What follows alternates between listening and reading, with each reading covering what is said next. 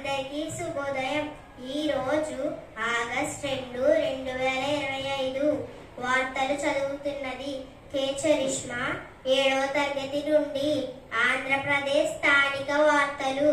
చేనేత కార్మికులకు ఉచిత విద్యుత్ ప్రారంభం. సీనియర్ సిటిజన్ కార్ సేవ పూర్తిగా ఉచితం.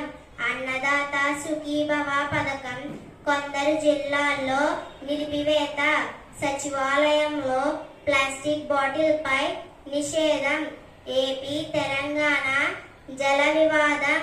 హరీష్ రావు ఎస్సీకు పిటిషన్. ముఖ్య జాతీయ వార్తలు. ట్రంప్ భారత్ నుంచి దిగుమతిపై 25% సుంకం. ఉపరాష్ట్రపతి ఎన్నిక నిర్ణయము. నాసా ఇస్రో NISAR శాటిలైట్ విజయవంతంగా ప్రయోగం. పిఎం కిసాన్ 20,500 కోట్లు రైతులకు విడుదల. ఆపరేషన్ అభ్యాస్.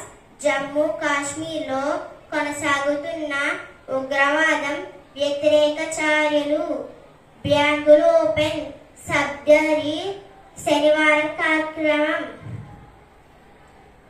అంతర్జాతీయ వార్తలు. ప్రపంచ ఆర్థిక పరిణామాలు. అమెరికా రష్యా భారత్ సంబంధాలు. రష్యా అమెరికా ఉద్రిక్త పరిస్థితి. మధ్యప్రాచ్యం పరిమాణాలు. చివరిగా క్రీడారంగం. అమరావతిలో రూపుదిద్దుకుంటున్న భారతదేశంలోనే అతిపెద్ద క్రికెట్ స్టేడియం ప్రాజెక్ట్. విశాఖలోని ప్రతిష్టాత్మక అంతర్జాతీయ cricket stadium ACA-VDCA cricket stadium. నేటి నీతి సూక్తి. నెమ్మదిగా నడిచిన వాడే గమ్యాన్ని చేరుతాడు. వివరణ. ఓర్పు పట్టుదల ఉన్నవాడే విజయాన్ని పొందగలవాడు. సామాన్య విజ్ఞాన ప్రశ్నలు. మొదటి ప్రశ్న, రామాయణ రచయిత ఎవరు? జవాబు, వాల్మీకి.